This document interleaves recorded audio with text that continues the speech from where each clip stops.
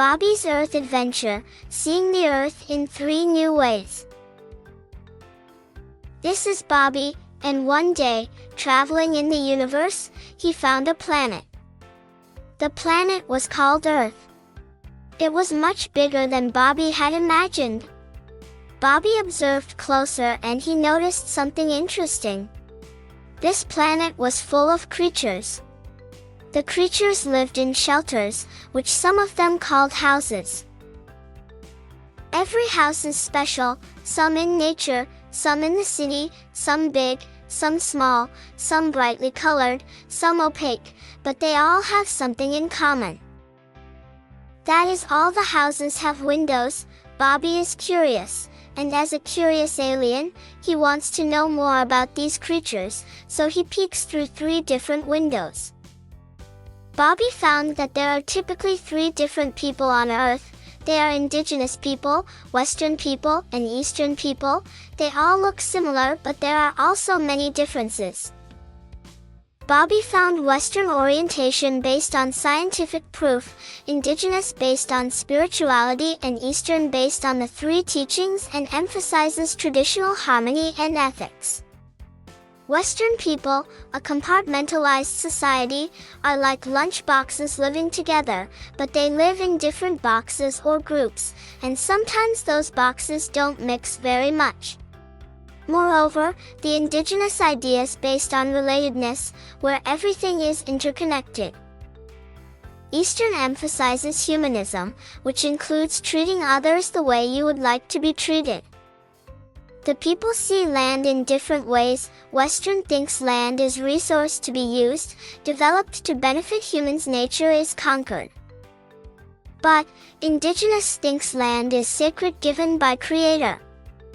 Eastern thinks harmonious natural order that arises between humans and the lands. Culture. Culture is all the things that make a group of people different. It's their stories, their celebrations, and how they live their lives. Indigenous, Western, and Eastern have their own culture, and they're all different. Culture is also like a pair of glasses that helps us see the world. It's how we understand things, what we think is important, and how we treat each other. Imagine that everything is connected, like a big web. Indigenous believe that humans, nature, and the spirit world are all connected. Indigenous people learn by sharing and helping each other. They tell stories, called oral traditions, to teach important things. They also make decisions together, making sure everyone agrees, so everyone is happy and the earth is taken care of. Indigenous cultures follow the rhythm of nature. They see time as a circle, like the seasons that come back every year. Western people like to learn by asking why and finding answers with science. They think it's important for everyone to learn a lot and do well. They use tests to see how much people know. They think the time is like a straight line. It goes from the past, to now, to the future, and it keeps going forward. Eastern people are influenced by 3 teaching. They believe it's important to live in peace and harmony with each other and with nature. They respect their elders and follow traditions. They work together as a group and think about everyone, not just themselves. They try to be kind and do the right thing. They think the time like a wheel that keeps turning, or the seasons that come back every year. It's like a circle, where things repeat. Food. Even though people around the world have different ways of thinking, we all have some things in common when it comes to food. Everyone needs food. Just like you need yummy food to play and grow, everyone, everywhere needs food to live and be strong. We all need to eat. Food comes from nature. All our food comes from the earth.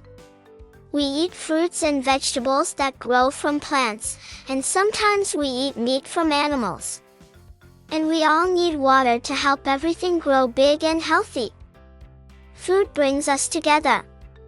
We all love to eat with our families and friends. We have special foods for celebrations, like birthday cake or holiday dinners. Everyone around the world has special ways of sharing food and having fun together.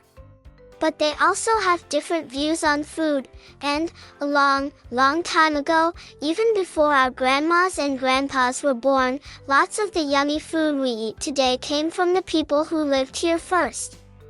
They were called indigenous people, and they lived all over America. Imagine you're eating a yummy red tomato, or a baked potato, or maybe some chocolate. Those foods grew here first, a long, long time ago. The indigenous people were very smart.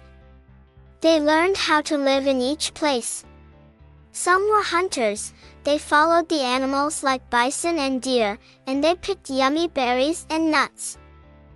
Some were farmers. They grew special plants like corn, beans, and squash. They called them the Three Sisters, and they helped each other grow. They traded food and shared their food with other groups, like trading fish for corn. Indigenous people think food is a special gift from the earth. A lot of food for Western people comes from factories. Most people get most of their food from big factories and stores. Also, the food comes from farms far away from where they live. They use lots of big machines and sometimes special sprays on the food. They try to produce food as quickly and as much as possible. In the traditional way, Eastern people has a holistic and balanced approach to achieve the concepts of harmony. And sometimes food is seen as medicine and a way to maintain health. They also emphasize seasonal eating and local ingredients. However, as rapidly population grow, the Eastern people using variety framing system and crop livestock system to produce their food, like rice, vegetable, meats with pesticides and fertilizer. Food waste is also an issue in Eastern world. It also found that about 27% of food went to waste annually from 2014 to 2018 in China. People from West, Indigenous, and East cultures have different ideas about how people work together. They think about community, like groups of friends, in their own ways. They also have different ways of choosing leaders. They have different ideas about who gets to make the rules and decisions. And they each have their own special way of connecting with nature. In the Western way of thinking, leadership often comes from official groups like governments or companies. The leaders are chosen because of their jobs or what they've achieved. Their power comes from rules and laws. When people work together, they focus on individual rights and agreements. Indigenous people think everyone shares in leading. Wise elders and experienced community members guide the group. Power isn't held by just one person, everyone works together to decide things. They believe in the power of the community and making decisions everyone agrees on. They see everyone as connected, like a big family, and they try to live in harmony with nature. In the Eastern way of thinking, respect for older people and wise leaders is very important. They believe that age, wisdom, and family roles help keep things peaceful and organized. Power is more about how people relate to each other than just one person being in charge. They focus on keeping balance and harmony in the group, and everyone shares responsibility.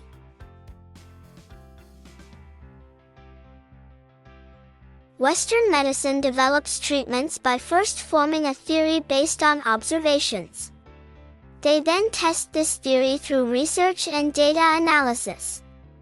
This approach aims to identify and treat diseases, focusing on individual well-being. To achieve this, Western medicine often changes the environment or uses technology, such as antibiotics to fight infections, sterilization to prevent them, and artificial replacements or supplements to address body malfunctions. Eastern medicine builds knowledge through careful observation over time. It views health as a state of balance and disease as an imbalance. Doctors aim to restore this balance by considering the whole person and their environment. They use concepts like yin and yang to explain how opposing forces must be in harmony for good health. Instead of directly changing the environment, they help the body adapt and heal itself from the inside.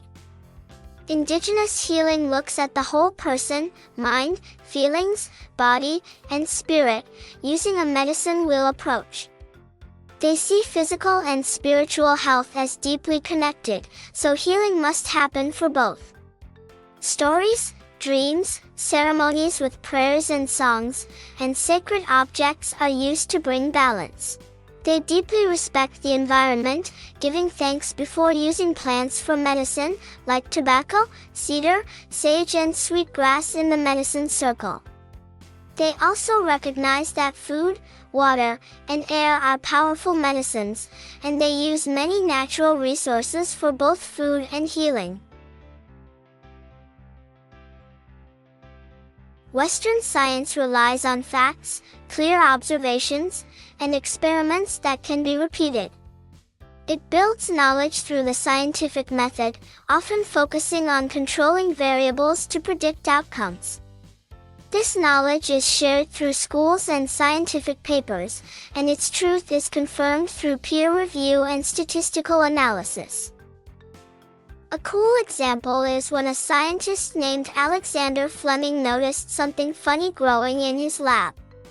He did lots of experiments and tests, and after a long time, he discovered penicillin. That's a medicine that helps us fight bad germs. It shows how Western scientists use experiments and checking to find amazing things that help us all. Eastern science looks at knowledge in a deep way, including spirit and philosophy. Traditions like traditional Chinese medicine and Ayurveda focus on energy flow and keeping balance within the body and the universe. Knowledge is shared through ancient texts, stories, and from teachers to students. They believe in harmony between body, mind, and the world around us. One example is that our human body is likely to have tiny rivers inside, called energy channels. It's like your body has special energy, called qi or prana, that flows through these rivers. In Eastern medicine, there's a way to help your body feel better by gently touching spots along these rivers, called acupuncture. Western scientists are now learning that acupuncture can really help with pain and anxiety. It has been used for over 2,000 years and is increasingly studied in different Western countries. Indigenous knowledge is deeply connected to the land, relationships, and a complete view of life. It sees knowledge as woven together with nature, spirit, and community. This knowledge is passed down through generations of careful observation, storytelling, ceremonies, and direct experience with the land. Its truth is proven through its long-term success and shared memory. Indigenous worldviews value living in harmony with the environment, taking care of it, and giving back. For example, indigenous communities in North America, like the Karuk and Yurok tribes, have used controlled burning for centuries to keep forests healthy. Only recently has Western science recognized how effective this ancient practice is. Bobi, buzzing with joy from his amazing adventure, sent a friendly message to everyone on Earth, his voice a series of happy beeps and whistles. Wow, Earthlings! You are all so incredibly interesting. You see the world in so many different ways, like a giant, sparkly rainbow. I learned so much from you all. Please take good care of your beautiful planet.